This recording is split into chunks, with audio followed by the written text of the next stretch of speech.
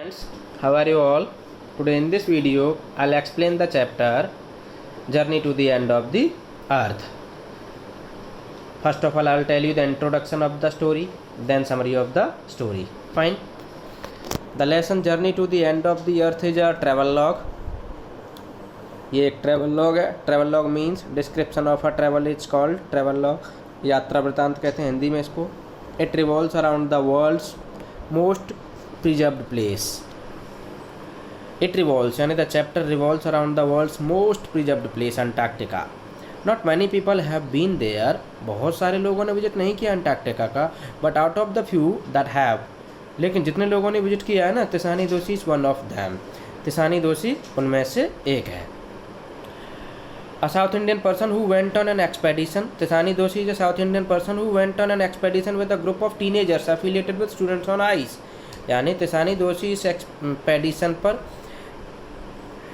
एक programme students on ice के तहत टीनेजर्स के ग्रुप के साथ गई थी. Who takes young minds to different ends of the world. जो यंग माइंड्स को दुनिया के डिफरेंट एंड्स की ओर लेकर के जाता है. The it gives an insight into. इस तरीके से चैप्टर आपको बताता है how Antarctica is the place you should visit to have a glimpse of the past, present and the future in its realist form. Now let's begin the summary of the chapter.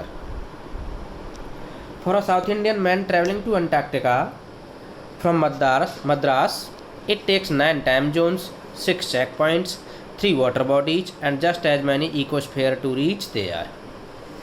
For a South Indian man traveling to Antarctica, यानी किसी भी south India के व्यक्ति के लिए जो मद्रास से अपने ट्रैवल को बिगिन करता है, it takes 9 time zones, means the person has to cross 9 time zones, 6 checkpoints, 3 water bodies and just as many ecospheres to reach there. और इतने ही ecosphere को क्रॉस करना पड़ता है कहाँ पहुँचने के लिए? अंटार्कटिका पहुँचने के लिए. तिसानी दोषी traveled to the southern end of the earth along with an expedition group named Students on Ice. तिसानी दोषी ने स्टूडेंट और आइस प्रोग्राम के तहत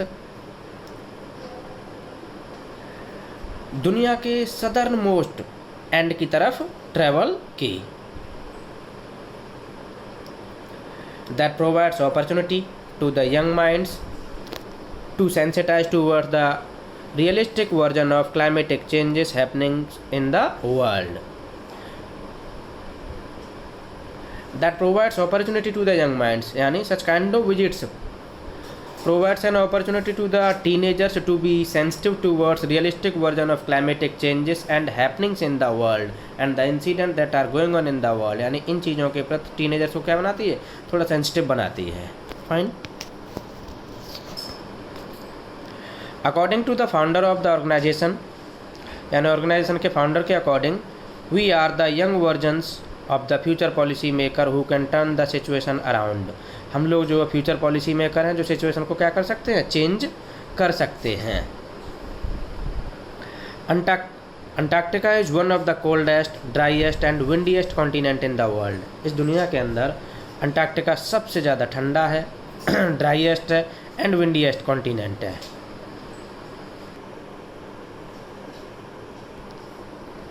Antarctica is one of the coldest, driest and windiest continent in the world.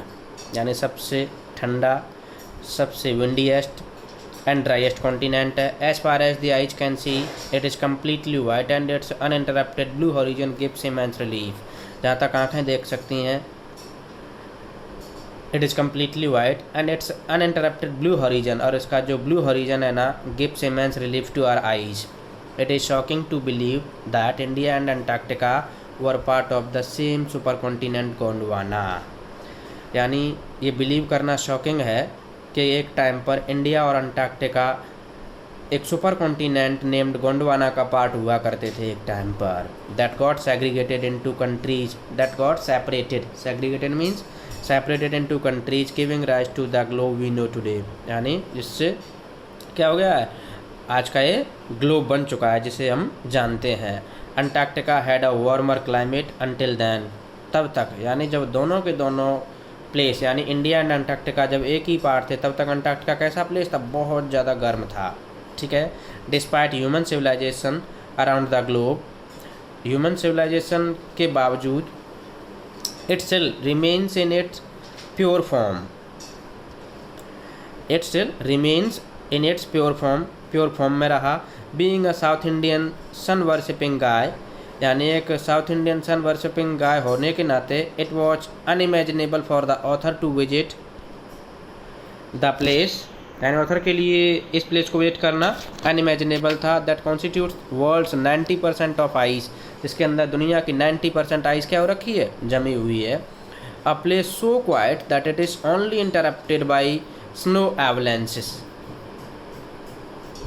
Means Antarctica is so quiet, इतना शांत है that it is only interrupted by snow avalanches, कि इसके अंदर एकमात्र इंटरप्शन होता है that is of snow avalanches. Snow avalanches होते हैं एक्चुअली में ये कह सकते हैं कि बर्फ़ की जो चट्टानें होती हैं ना, तो बर्फ़ की चट्टानें क्या हो रही हैं, खिसक रही हैं एक प्लेस से दूसरे प्लेस तक, such term is known as avalanches. ठीक है, यानी आइस शीट का क्या होना, removal of ice sheet from one place to another. It is a home to a lot of evidences, यानी बहुत सारी एविडेंसेस का पता लगा सकते हैं यहाँ से, that can give us a glimpse of the past and the same time, यानी ये वो प्लेस है जहाँ पर बहुत सारे एविडेंसेस मिलते हैं, that can give us a glimpse, जो हमें ग्लिम्स दे सकता है, एक झलक दिखला सकता है हमारे किसकी, अतीत की। And at the same time Antarctica helps us foresee the future, और साथ साथ ही हमें हमारा फ्यूचर भी दिखा सकता है, यानी इसके अंदर वो एविडेंस हैं जिससे हम अपने फ्यूचर को भी जान पाते हैं। The place gives an awakening to threatening alarm that global warming is actually real.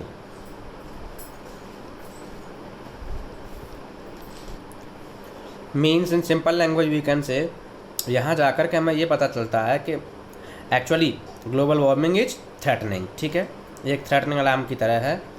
Who knows, कौन जानता है, if Antarctica will be warm again, क्या अंटार्कटिका फिर से गर्म हो जाएगा जैसे पहले था। And even if it does will